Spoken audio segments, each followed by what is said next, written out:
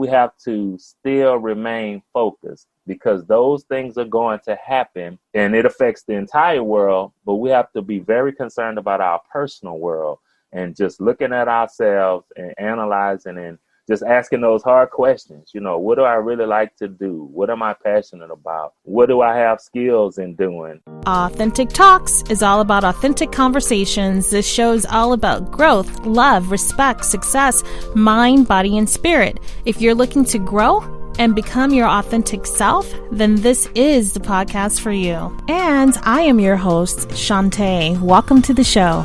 Hi, you guys. Welcome back to Authentic Talks. Today's guest attended the University of Louisiana at Monroe. He later graduated Magna Cum Laude with a Bachelor of Arts degree in education, and he served as an educator in the Monroe City School System. In later years, 2004, he launched out as an entrepreneur, and he became a motivational speaker.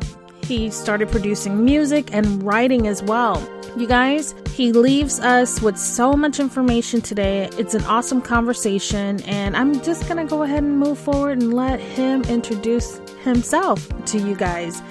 You guys, please welcome Damon Nailer to Authentic Talks. Hi, Damon. Welcome to Authentic Talks. How are you doing today? I am blessed. I am happy and excited to be here on Authentic Talks, and I'm just excited. How are you today? Yay! I'm glad that you're excited.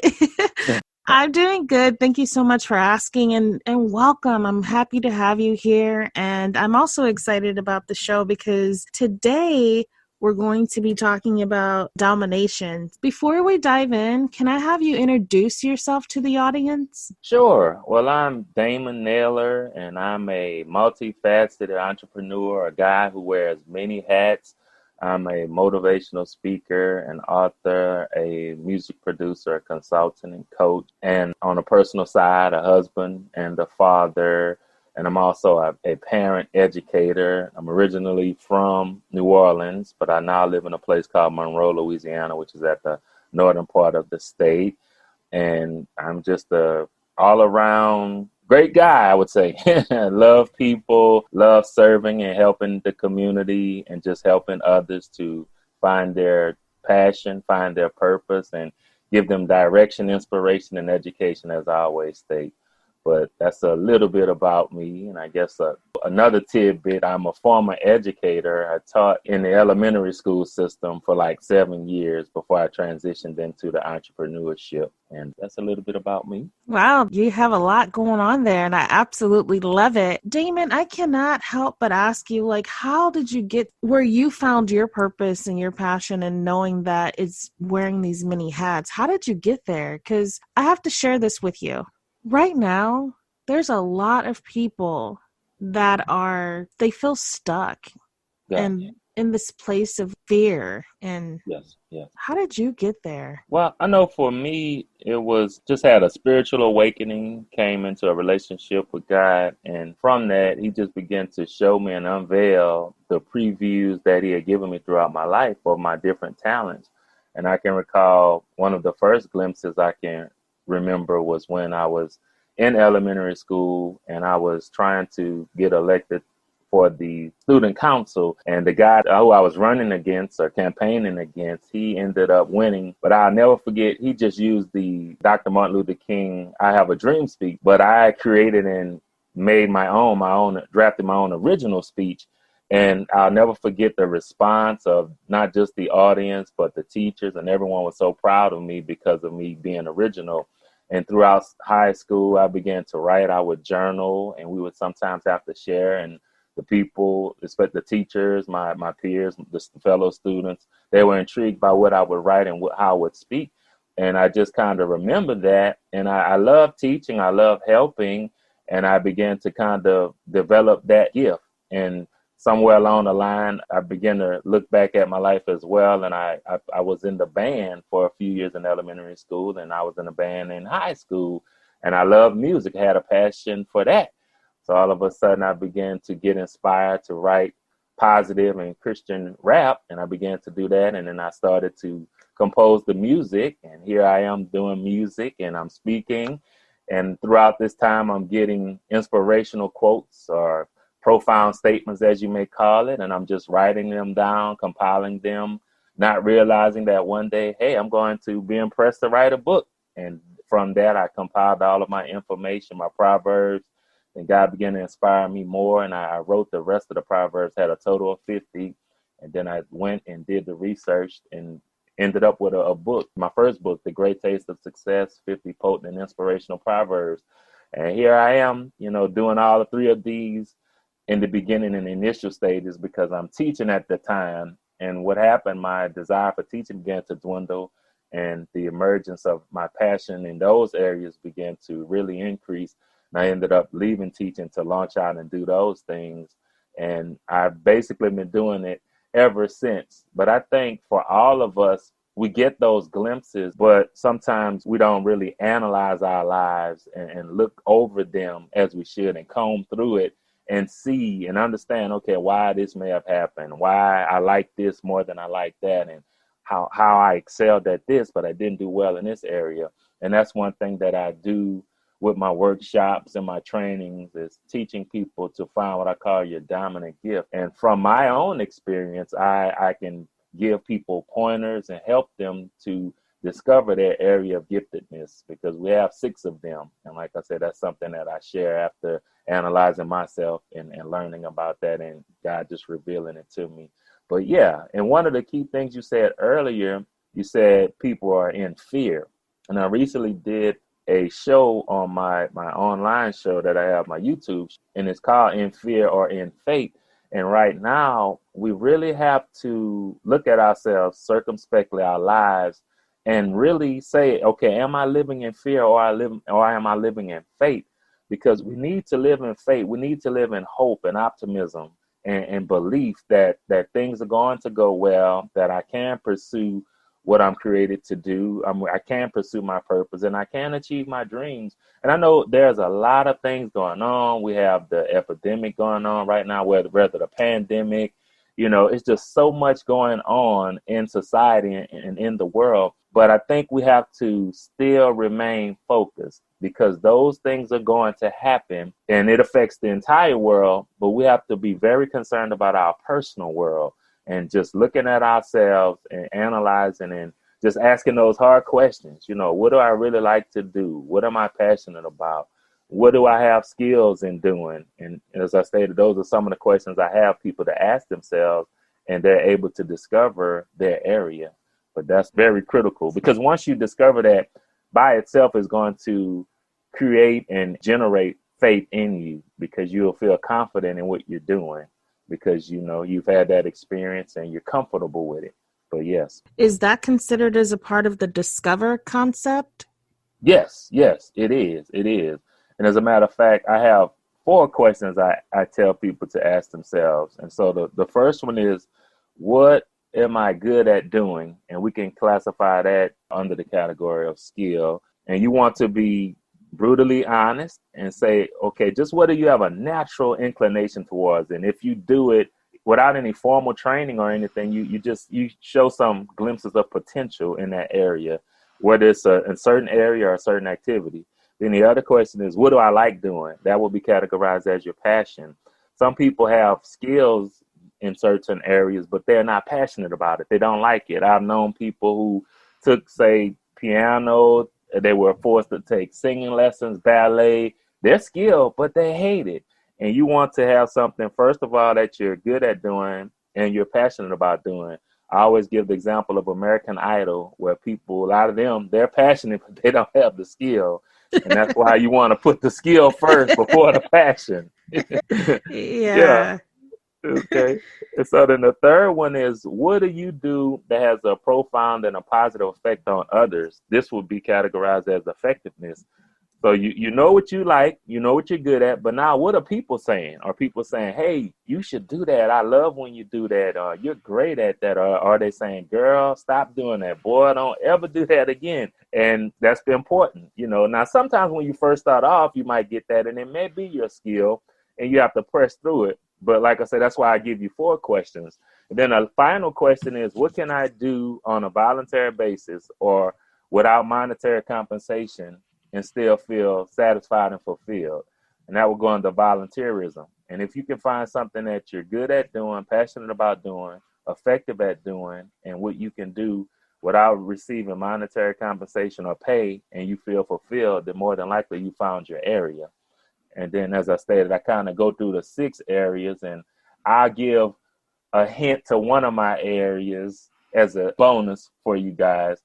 But my area is in the area of the mouth gifts. And what I do, I analyze the body. There are 6 regions, and I'm giving you one, which is the mouth gifts. And from talking to you, it seems like that's your area of expertise, your area of giftedness as well, the mouth gifts. And so that means that we're good at communicating, sharing, talking, whether it's teaching, narrating, just sharing, and we have that gift. And we love it. We're passionate about doing. We're effective at doing it. And if you don't pay me to speak, I'm still going to speak because that's my dominant gift. That's awesome. So there's a total of 6 gifts, you said, and these are gifts people can get the additional information from your book, or is it through the YouTube channel?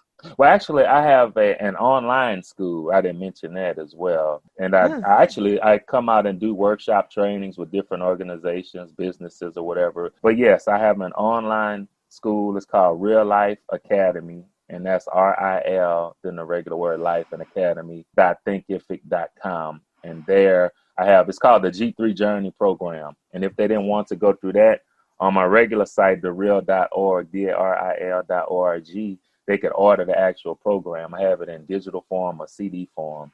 But yes. Oh, okay. All right. So we got our discover. So what components or concepts do we have in development? Okay. Well, in developing, this is where you found out what you're good at doing. You found that skill. You feel as though this is it. And so now you want to start practicing and utilizing your gift. If you can, you want to research and if you can be taught and trained in your gift, that's excellent. But at times you may be a trailblazer or, the trendsetter, the person who has to kind of pave the way, the navigator. And if that's the case, then in many cases you will learn just by trial and error. And that's just getting out there and using it, making mistakes, learning from your mistakes, improving, adjusting, developing it, and just honing those skills, And one thing I think in discovery I didn't share was really looking at ourselves too, our identity, because we find our gift, which helps with our purpose, but then we want to know who we are, our strengths and weaknesses, our likes, dislikes, what type of personality we have. And in the developmental stage, once we kind of find out those things, we want to begin to position ourselves to play to our strengths and to do the things we like. And to just place ourselves where we're utilizing our strongest talents. I always try to say 85% of the time, if you can. Sometimes people, you have to pursue your dominant gift as a pleasure or on a part-time basis. You may not be able to do it full-time. You may have to just have a job that's paying the bills that you have to go to, but in your spare time, you're able to pursue your passion. And I always encourage people to do that if they need to. But at that developmental stage, that's where you're just practicing and you're using it, you're learning, you're going through the trial and error, and you're trying to get training. I know personally what I did, even though I was a pretty decent speaker when I started off because of my experience as a teacher and just my experiences, period, as speaking a lot, I still enlisted I attended and became a part of our local Toastmasters organization, and that deals with communication and leadership. And I was able to do it I became a competent Toastmaster. That's the first 10 speeches. But then I had started a janitorial business and I had to stop because I didn't have the time in the evening to attend the meetings. But that was something that I did. And of course, doing my personal research, and most importantly, getting out there and conducting speaking engagements. That's the way you're going to develop whatever talent you have. That's how you're going to learn more about yourself, more about what works, what doesn't work. All the research in the world, it plays a part, but until you transition your knowledge into wisdom, which is applicable knowledge, then you really won't be able to progress with it. And then, you want knowledge, wisdom, and understanding. And the difference is knowledge is just to know. Wisdom is to apply what you know. Understanding is being able to articulate and share with others your knowledge and wisdom. And that's the state and the place you want to arrive at. That's that bonus, but it's necessary if you're going to be a teacher and a speaker. You have to be able to give examples, give analogies, make connections so that it really resonates with people. But yes, that's what you're doing at the developmental stage, or, the part of development. Just honing those skills after you've discovered which one is your best. Oh, that's good stuff. I appreciate you giving us those gems, Oh, thank God. I have to tell you, I actually was a part of Toastmasters as well. And Cool. yeah, it's pretty cool. So we got that in common too. Yeah, cool. That's awesome. And I tell you, the funniest thing about the Toastmasters with my experience, there was a young lady who I attended church with, and we were friends even outside of church. And I ended up inviting her because she had found out about it, and I told her that I was a part, and I told her, come on out and just check it out. She came and she loved it, and she did really well. And the next thing you know, she's like, I'm going back, I'll be coming back. But at that time, that's when I was transitioning and about to stop it.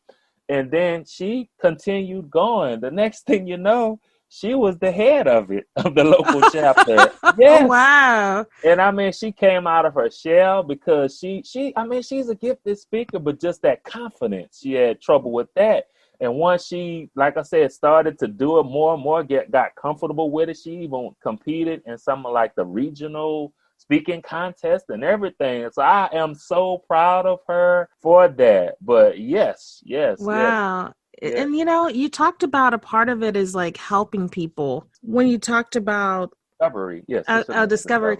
A part of like helping people, and you'll be surprised at sometimes the littlest things that we do, because I see that as like helping someone to bridge their gap, just by inviting them to go.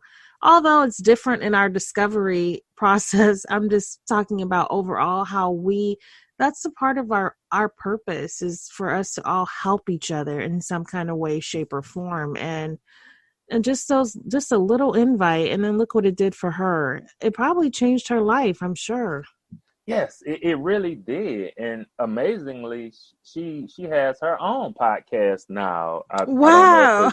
Yeah. And so that's what I'm saying. And I had the honor and privilege of being on it probably about a year ago now. But that's what I'm saying. That's what it's all about at the end of the day, at the core. It's all about serving humanity and helping people. And that's what our gifts do. A lot of us are multi-talented. We have more than one gift. And that's why I try to help people to find what's called the dominant gift. But what happens at the end of the day, it's all about using that to serve humanity and to make a contribution, to make someone's life better, to help them to develop, like you said, bridge that gap and just make them better. Empowerment, and that's what we're all skilled at doing. There's something that all of us can do. And that's what I try to help people to recognize. As a matter of fact, my mantra is all men and women are created with a skill and a mission to fulfill. Everybody has a skill. You have at least one. Some have more, but everybody has at least one. I like that. That rhymed. That was good. Yeah. Wow, that's awesome. That is good stuff. Okay, so then we have our next one is domination. Yes. So here you have the difference between, I would say, average, good, and great. Most people are like, well, what are you talking about? What's the difference? The average will just do enough to get by, just to be the status quo, just to kind of make it. The good, normally they're skilled in what they do, and they're going to do a little bit more than the average. They're going to work a little harder. They're going to show up. And in most cases, as I stated, they have that skill. You can just have a skill, not even practice much, and be good. And if somebody doesn't have a skill and they don't practice at all, of course, they're going to just be average or even bad. But having a skill, that's a very, it gives you, as I said, an unfair advantage. And just doing enough, you'll do well. You'll be good. But when I'm talking about domination, we're referring to being great. So what's the difference? The great, I always say, show up early and leave late. In essence, you go that extra mile. If everybody's doing 3, you're doing 5. If everybody's doing 10, you're doing 15. You know, you come before everybody, you leave after everybody. You have to put that extra time in to be great. You have to push the envelope. You have to go above and beyond when you're talking about being great. You have to stand out and you have to be outstanding.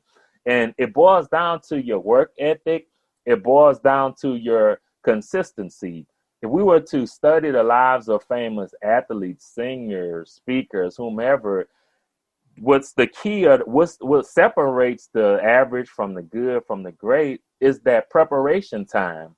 And as I stated, the average is just going to do enough. And sometimes they don't even prepare. They just try to wing it. The good are going to prepare some, but the great, they have a really good systematic manner of prepping and practicing. And it is shown in the performance. It translates into the performance. And that's why you have people who just excel and do, exceedingly well in certain fields.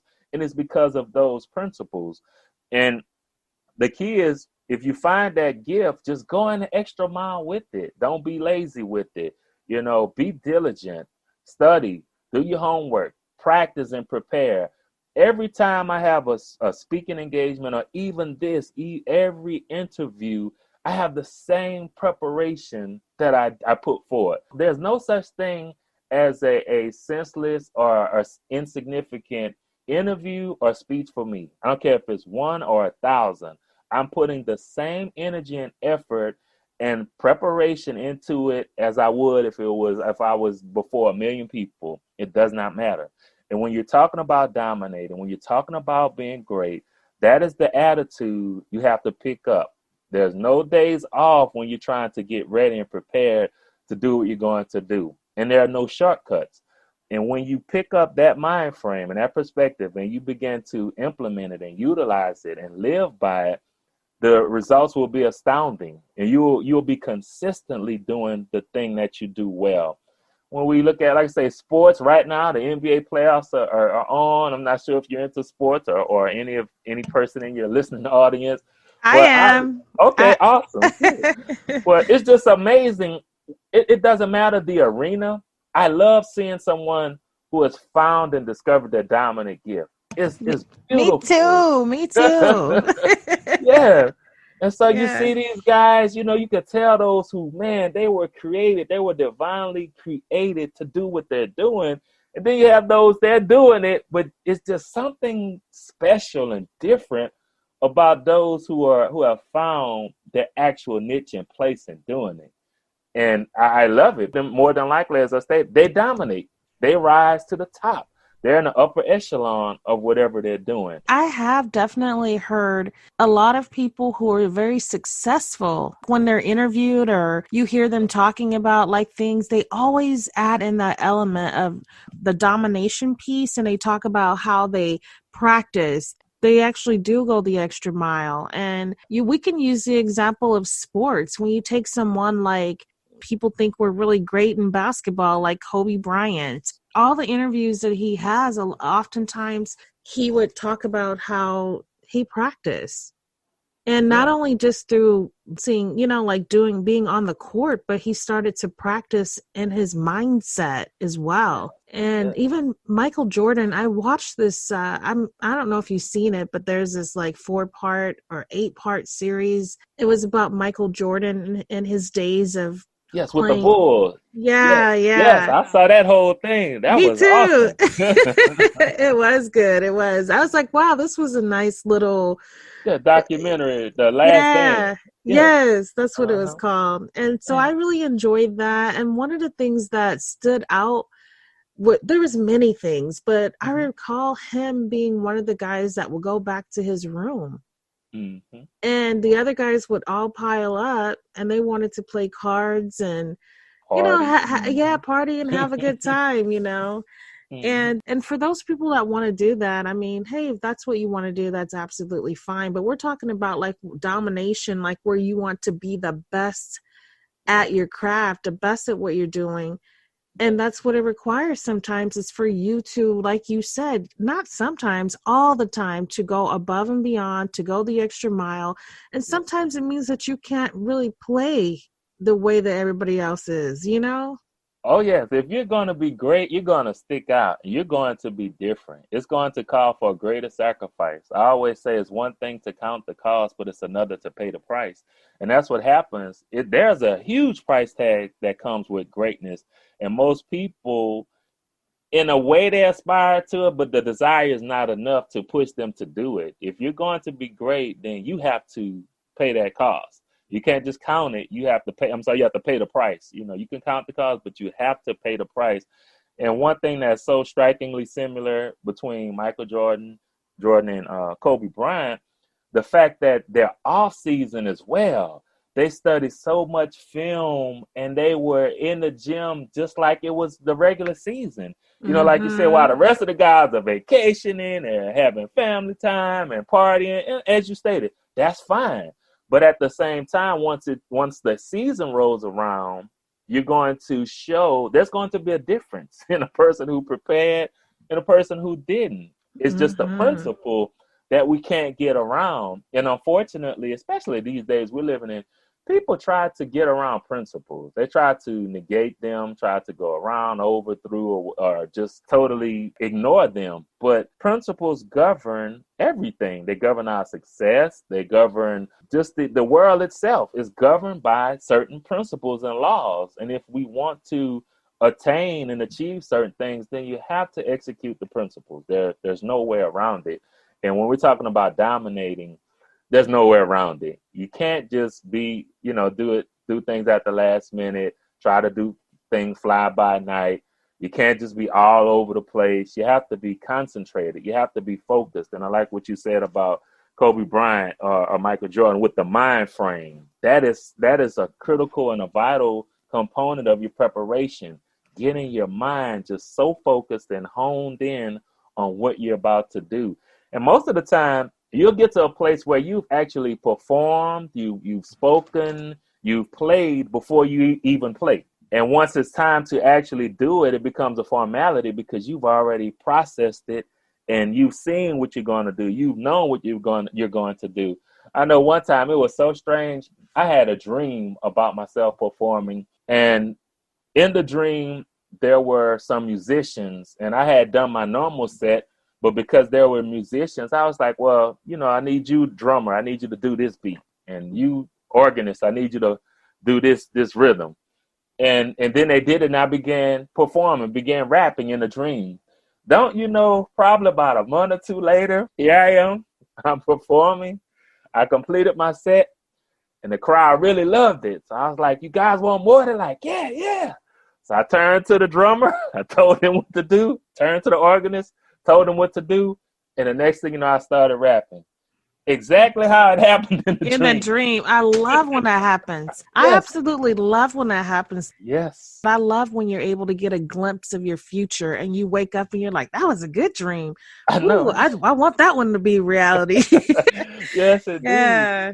But what happens, we're spiritual beings, and the spirit part of us, that's the subconscious. And a lot of times, like you say, it's a glimpse or it's prophetic. It's showing you and unveiling a future event, and it's showing you the potential of what can happen. And that's why those are so important too. Having a vision is just when you see it when you're awake, and having a dream is when you see it while you're asleep or in your subconscious, But yes, it's powerful. It's powerful. Yeah, it actually is. One of the things I wanted to go back when we're talking about Kobe and Michael Jordan, a lot of people didn't know this, that those two guys were very educated too. They were not only just like, oh, let me just dribble my basketball and just get these skills together, but they also knew that they needed to get their education and have that in alignment as well. Because Kobe Bryant was very smart.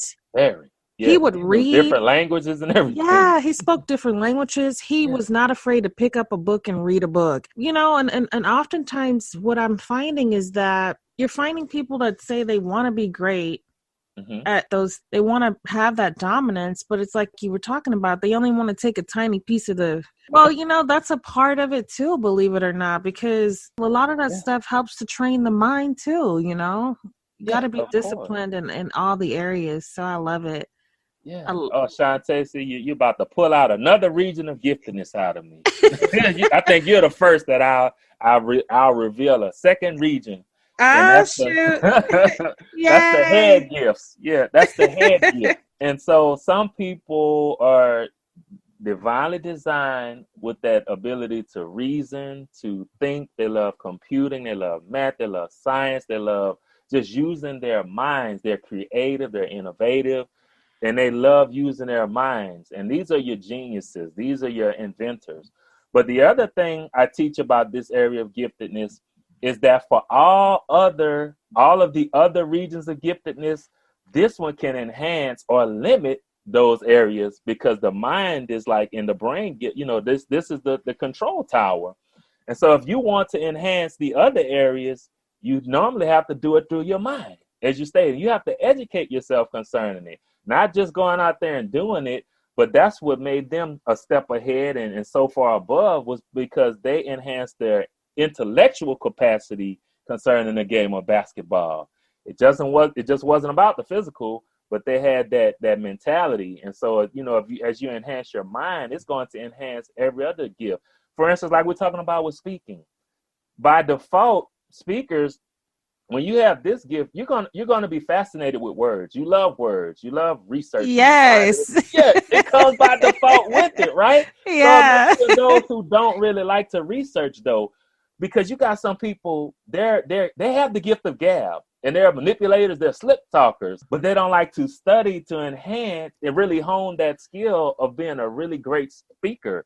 So they speak, and as I stated, because they have the gift, they're good in many instances. But when we're talking about being great, we're talking about studying, reading, looking at others, and analyzing it, and just using, the information that you get, gleaning a lot of information, and then applying it yourself. But yes, that's critical. I'm glad you brought that up.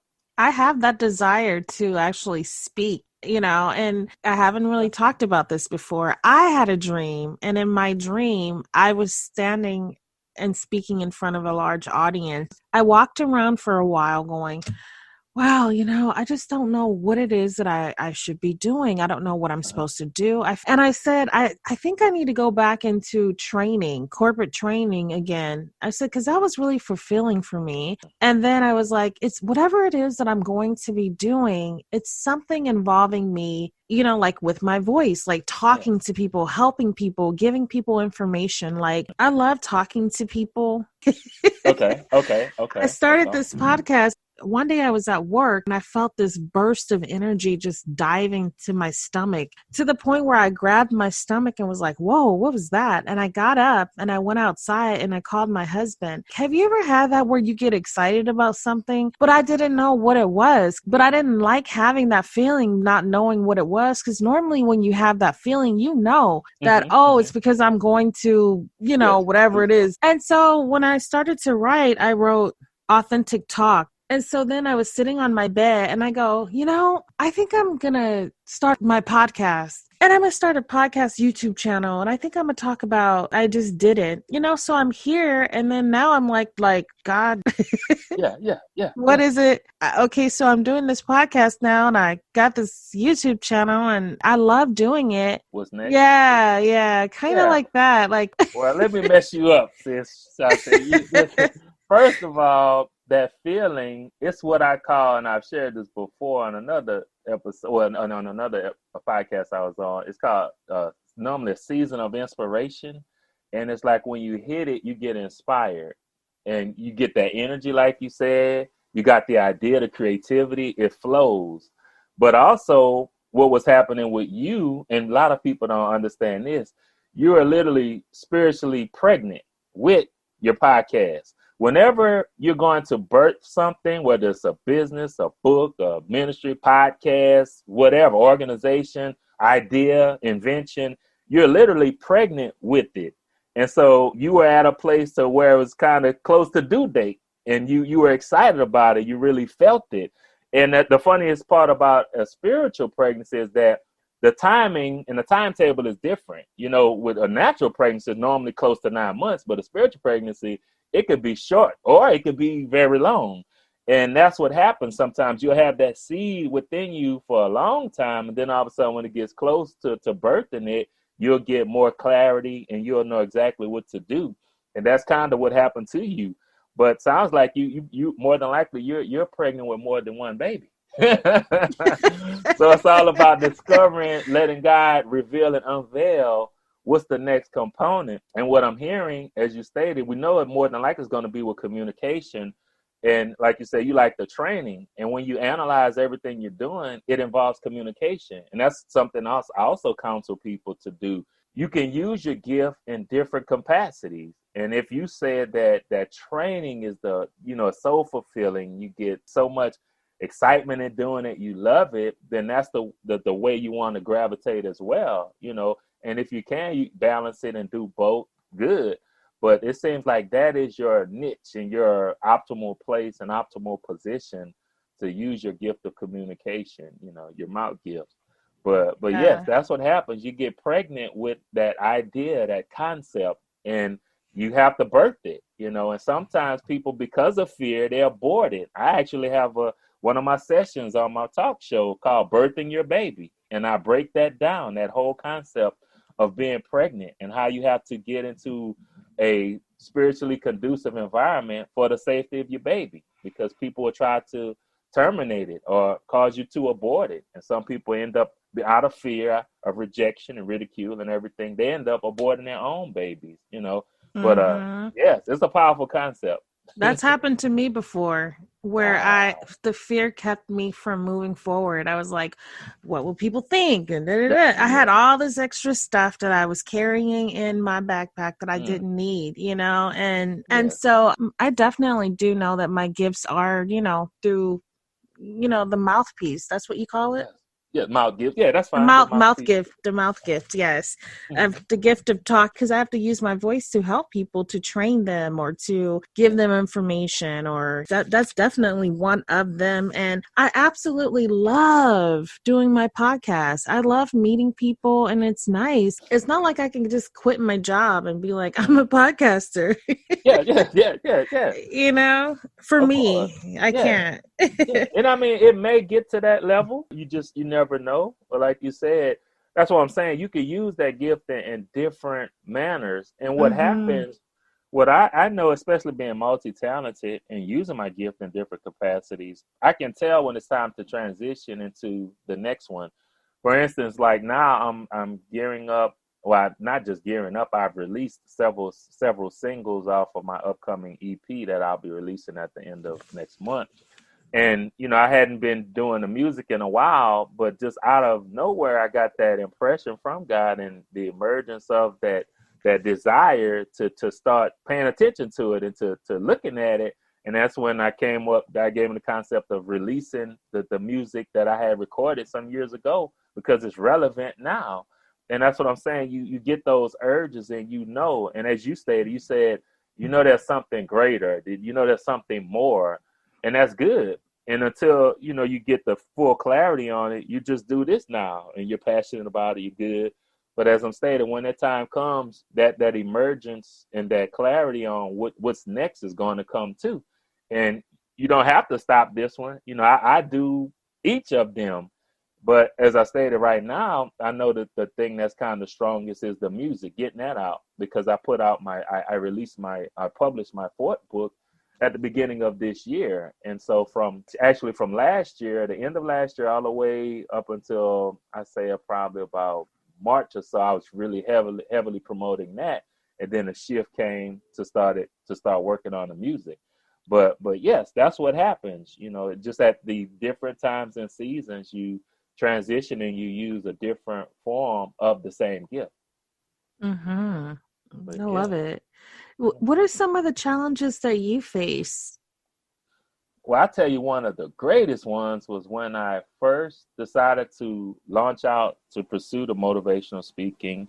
And after teaching in that school system for 7 years, there was this guy, he was what you call the supervisor. And right before I left, he had brought this local motivational speaker in. And of course, that was the light bulb went off. Like, okay, yeah, I'm planning on leaving and doing this, so I need to talk to him to see how I can go into the schools and do motivational speeches. And lo and behold, I was shopping at a local grocery store, and as I was coming out, who I run into? This guy. And so I talked to him. I told him what I was doing, my aspirations and plans. He said, look, come and see me Monday, man. He said, I'm going to connect you with the person who can help you. And we're going to see how we can get this done. And he was all in. He was all in. Oh, I'm excited. I'm like, oh, yes, this is God. This all about the workout. It's perfect. I'm ready. I go there. I had put my package together. So I thought it was professional. I had let people see it. They were like, oh, this is nice. This is good. Oh, it's very excellent. Brilliant. I love it. All of a sudden I get to this meeting. This lady looks at my stuff. She's like, oh, no, I don't know. What do you think would warrant you for us to pay you what you're asking? And I was only asking like $100, $150. It was like $1,000. Yeah. Like, wow. I mean, when I say she tore me another one. Oh, wow. I mean, when I say she crushed me. And I was so upset. I was angry. And the poor guy afterwards was like, man, I'm sorry. I didn't, I was trying, he did his part. And I was like, no, sir. I appreciate you. You did your part, and I was like, I understand. I'm still going to do what I'm going to do, but just won't be able to go this particular route.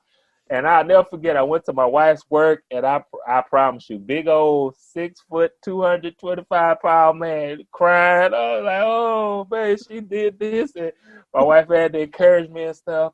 But from that criticism, because it really wasn't constructive, it was harsh. Oh, but what I did, I changed my mind frame and said, let me make this constructive. And I took all the things she said was wrong and needed to be fixed, and I fixed them. And I made up a completely different packet. I made it better, more professional, got me some recommendations, referrals, did case studies. I mean, I took it to another level. In other words, and this is a teachable moment. Whenever you face that opposition or you feel crushed or angry, channel it in a proper direction. Cause it to make you work harder, work better, work smarter, and use it correctly instead of just blowing up or being discouraged or depressed and internalizing it. Release it in a proper manner. And that's what I ended up doing. And moral of the story, or to make a long story short, I ended up getting into the school systems through a different route. I ended up talking and approaching actual principals, and they personally brought me into their schools without having to go through the central office. Still achieved the goal, but just a different route. Oh, that's so awesome. Have you seen that lady after that?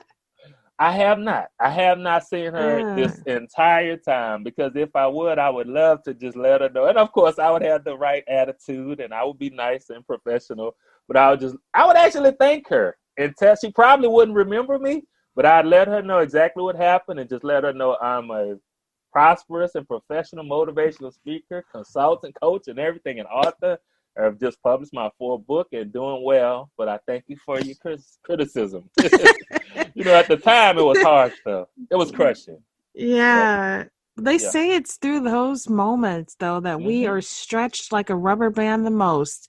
Yes. It's about stretching ourselves. And if we visualize this rubber band, and when the rubber band is on the table or wherever you see it at, it looks like it's only a certain size, Exactly. And then when you stretch that rubber band, you're like, wow, this little bitty thing, this elastic piece, it can stretch like so far, and can keep stretching that rubber band, like going different directions with it, and it'll stretch even more, Yes, and that's amazing. That concept, it is really amazing that you can stretch so far, and there's more in you than sometimes you think. Mm-hmm. You just have to be pushed, and you have to be stretched. Because like you said, if you don't stretch that rubber band, it's going to stay at a certain capacity. But when you pull it and stretch it, you see, wow, yes. Mm-hmm. And knowing how to rotate that rubber band so that, you don't pull it one way too hard, too fast where it pops, There you go. Yeah. So you actually rap. Yes, yes. And I rap, produce. so, like, have you ever performed on anybody's show before? I That- performed on some local shows, performed on a show in New Orleans, and I performed just throughout the U.S., different states I performed. But yes. Have you ever just randomly just shared a line or two? Yeah, I definitely do that. Would that be awkward for you to do that right now? No, I can. You ready? Yes, I'm ready. Okay. My motto, you ready? My motto is be real and stay true to the game because righteousness is the style that I claim. I'm not a gangster rapper, not a wankster rapper, not a gun packer, but I am a hand clapper for the Lord Jesus. And if you ask me why, I could give you several reasons. Check it out. Here we go. Number one, he saved me. Two, he raised me. Three, he pays me. Four, he amazes me. Five, he died. Six, he's alive. Seven, he owns heaven. Eight, he's great. Nine, he's on time. 10, he's mine. And I can go on and on down the line. This is why I can keep praising my mouth because for the Lord Jesus, I'm all sold out. Wow. Wow, that's awesome. Oh, thank you, thank you, thank you. You recorded that one? Let's see. No, I've never recorded that one. I need to. It's a full song that I've yet to release. So yeah, you better go ahead and record that. I know, right? Yes, I've had it for years. I performed it, like I said, when I go out, would do street ministry and things like that in churches. I performed it, but I hadn't recorded it yet. But yeah, it's different when it's on recording. Because now, when I release the show, I don't want nobody to take your song. Oh no, this all gets copywritten.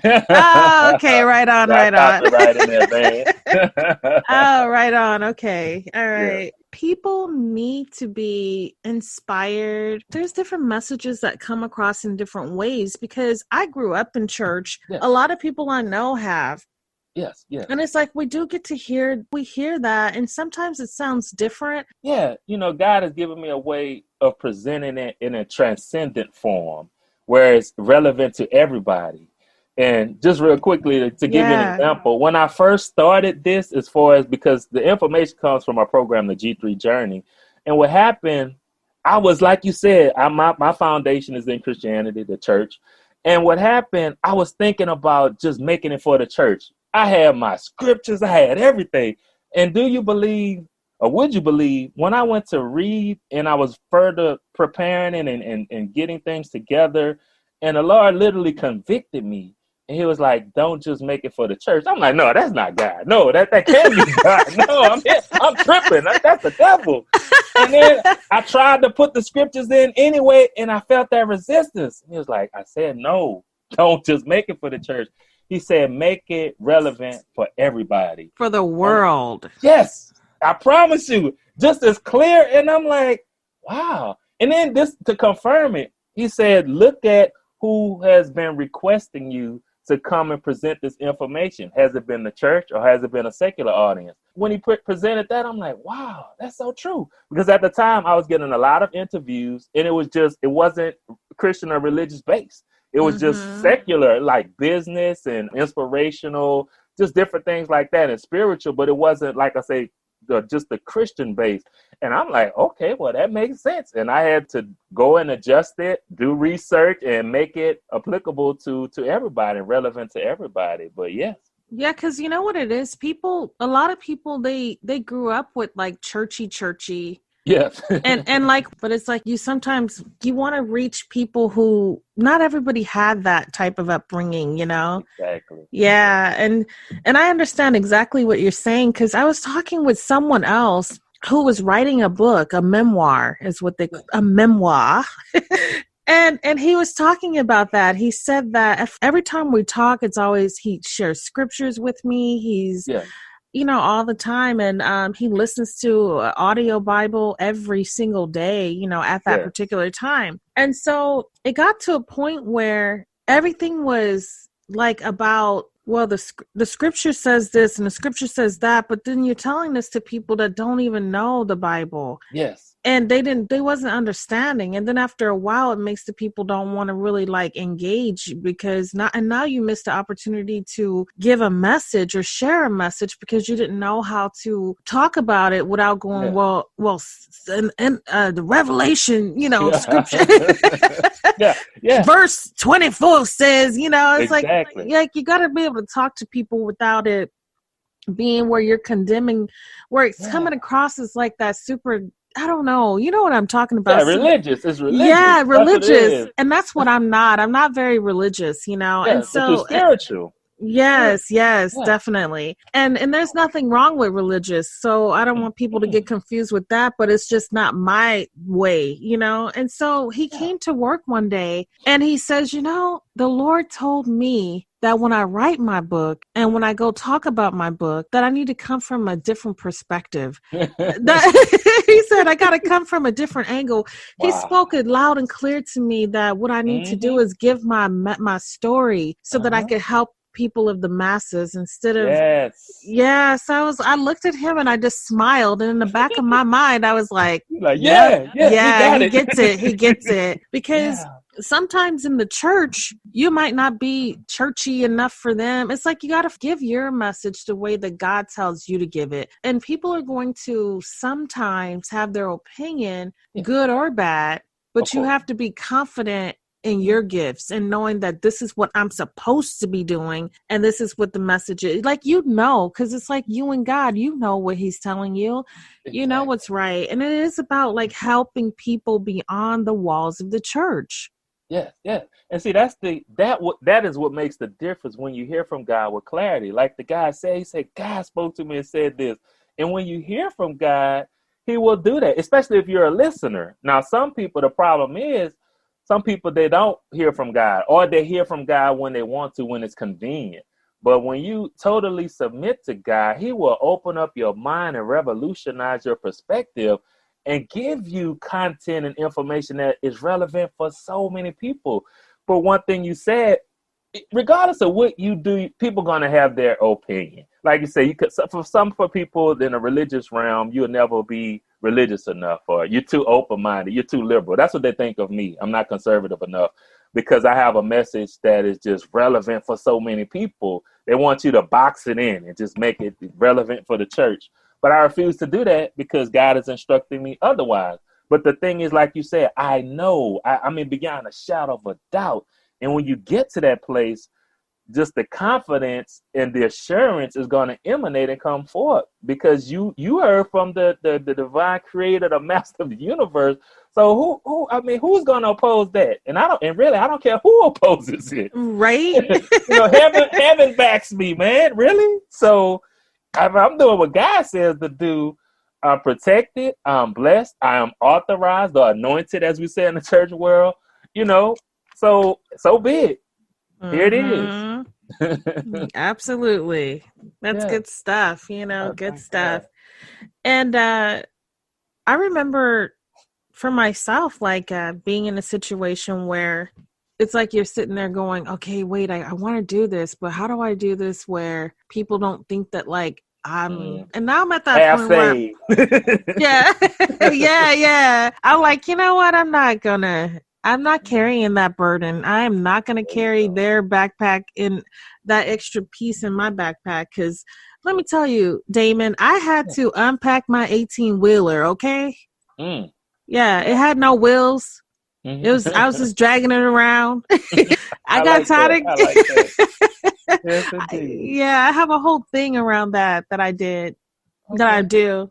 That's powerful. That's going to come out. Yeah, I got tired of dragging that around, like where it was, because it was filled up with all of this other stuff from other people, and so I had to literally go through something where I had fell into a depression, and it was so that I could get back to like what really mattered. And have my focus like on the things that are really important in life. And so that's what I end up having an awakening, and I started to learn and understand about different belief systems and different things like that. And so, and I'm still pouring in and building myself up. And so I used to be so closed-minded that I only could see like the square. I didn't know. Yeah, I was afraid to look outside of that square, like, ooh, yeah, because, I might be condemned. I don't know. yeah, It was like yeah, this. yeah. Oh, no, I think Yeah, I got some yeah. story. Look, I got so many stories, but yeah. Oh, I know exactly what you're talking Hmm. about. And in some cases, many cases actually, that's the way we're conditioned as Christians Yeah, to we be are like conditioned. That's that. right. It's so true, but we end up hurting ourselves because Mhm. we have to understand and have that balance and know that, like, yes, God is real. Yes, yes, Yes, there is, something that happens after life, yeah, yes, yeah, there is like a such thing as like a spiritual world. It does yeah, exist. yeah, We have to understand how to function here on this earth. And a part of that is understanding the power yeah. that you have that lies within you Thank with you. the help of God, with the help of like your angels, with the help of the universe. There you go. Yeah. And see, like Yeah. this kind of talk, Christians be like, "Oh, they and Eastern religion stuff."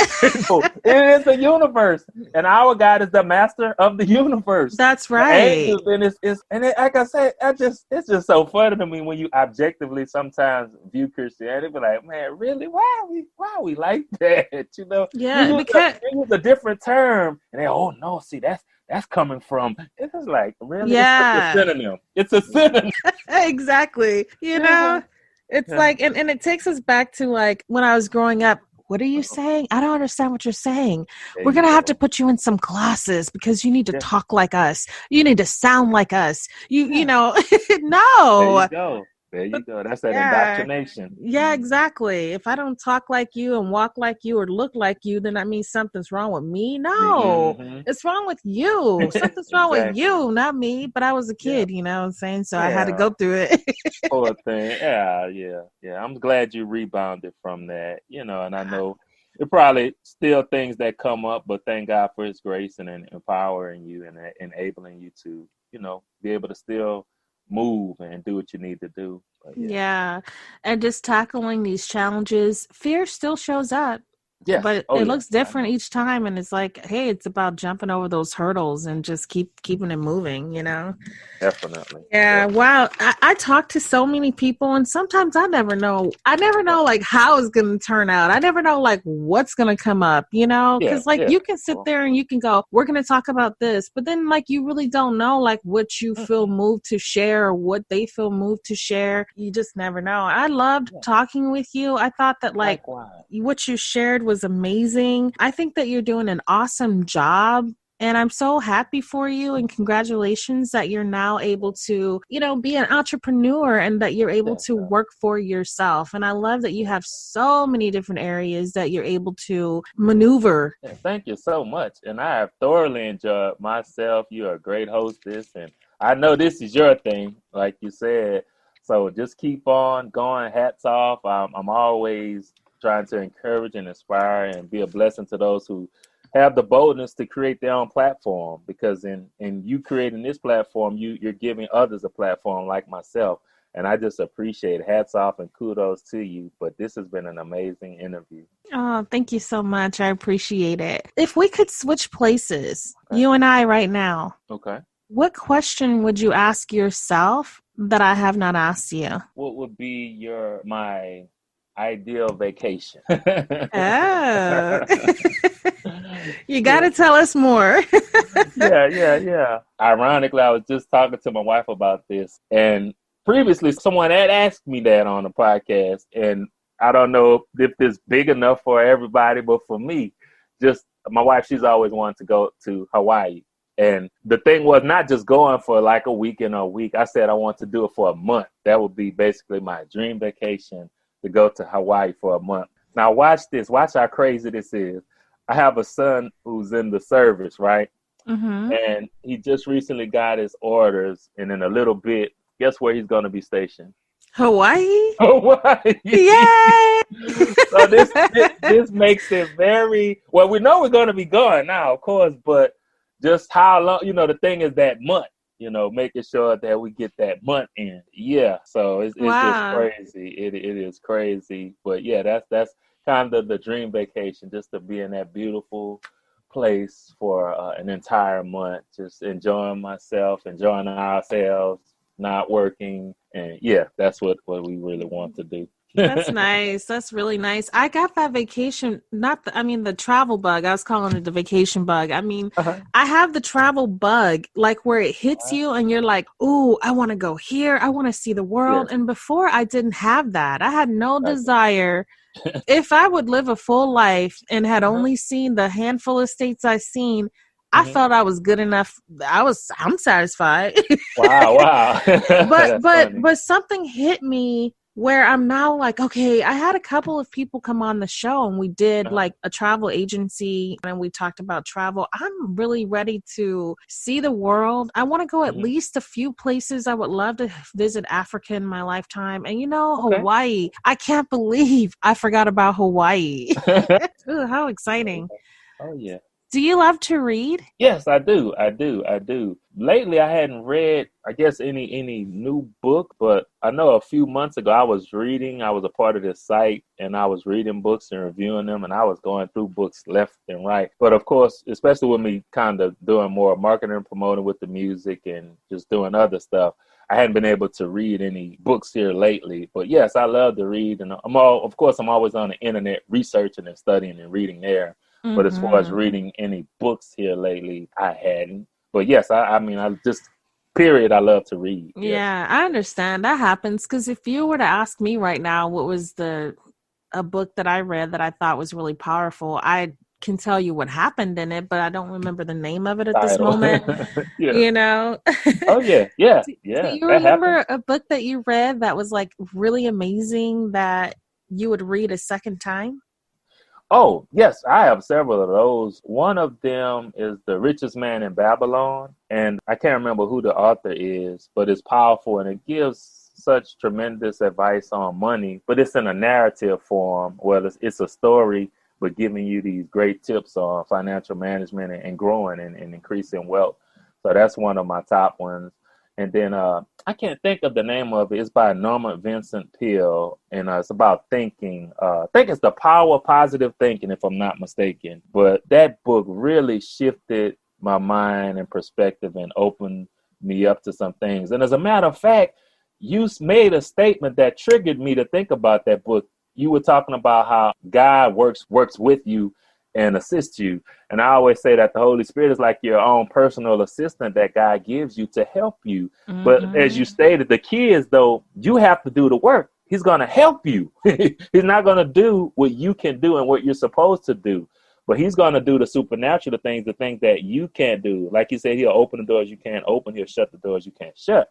But you have to do your part. But yeah, those are the two powerful books, and I've definitely read The Richest Man in Babylon several times. But like I said, that Norman Power of Positive Thinking was a powerful one too. How can people find you? Oh, yeah. If people wanted to connect with you, so if someone wanted to contact you, how would they find you? Well, I always give my most comprehensive website, which is Daril, DARIL.org. And if you go there, it has links to everything, my books, my music, my programs, my online school. You could just go there. But as far as social media, you can find me on Facebook at facebook.com, Damon.Nailer. That's DAMON.NAILER. It's the same thing for Instagram, Damon, DAMON.NAILER. And on Twitter, it's at DARIL and the number 1. And you can find me in all of those places. And I also have a website devoted to my book. It's livinglovingleading.net. And as I stated, you can, find me there. Just go to Daril.org and you can access all of the links. Thank you, Damon, for coming on Authentic Talks. I really enjoyed talking with you. It was really a great talk, and I felt that Damon left us a lot of tools, you guys, to add into our toolbox. We call them gems. He left gems. I love the saying, iron sharpens iron, because it is absolutely so true. It's so true. He left us with gifts, you guys. He dropped 2 of them, which is the mouth gifts and then the head gifts. So Be sure to check out Damon's website for all of the additional information. He offers classes. He's a coach, a speaker. You guys are able to definitely reach out to him and check out his online school that he has. I thought that was really amazing, and he's sharing those gifts that he has with everyone. And you guys, don't forget the 3 concepts that he dropped for us today. Discover, develop, and domination. And it's the domination part that's when you want to stand out and be the best that you can be. You have to be different than everybody else to get to the top of the game, the top of your game, to be the best that you need to be or want to be, where you're standing out. I absolutely love the conversation. You guys, when I say authentic talks, I really do mean it. We talk, you guys. I just talk with the guests, and the conversation just kind of goes and flows, and it leads where it leads. And I absolutely love it, because one of the things that he definitely kept going back to was how we can build ourselves up and what we need in order for us to be the best that we can be. We talked about Kobe, we talked about Jordan, and it was just really a great conversation. Listen to the show again. Take notes if you want, or either just keep listening to it until some of those things sink in. And you guys, if you really enjoyed the show, please be sure to share it with family and friends. Damon's the type of person that you just want to have in your life and be around, because I love how he said he even preps for his interviews, his talks, and everything, you guys. I mean, this is just, you talk about a mentor. Wow. Another example of what it can look like, a mentor. Hello to all of the listeners of Authentic Talks. I'm Damon Nailer, and I want to share with you 3 tips that will really help you in life. The first one I would say is get to know your creator. Learn him, know who he is, so that he can give you direction and inspiration. He can help you to understand what you have been designed and created to do. The next tip would be to get to know yourself, know your strengths, know your weaknesses, know your likes, know your dislikes, know what gifts and talents that you have within you that the world is getting ready for or awaiting and really desiring to see and to be a part of and to be affected by. And last but not least, get to know people. Know people's gifts and talents, know their strengths and weaknesses, know how they move and operate. And if you're able to do all 3 of those things, you will live a satisfied, fulfilling, and successful life. You heard it here from Damon the Real Nailer. Thank you. You guys, thank you all so much for tuning in. I'm Shanta with Authentic Talks.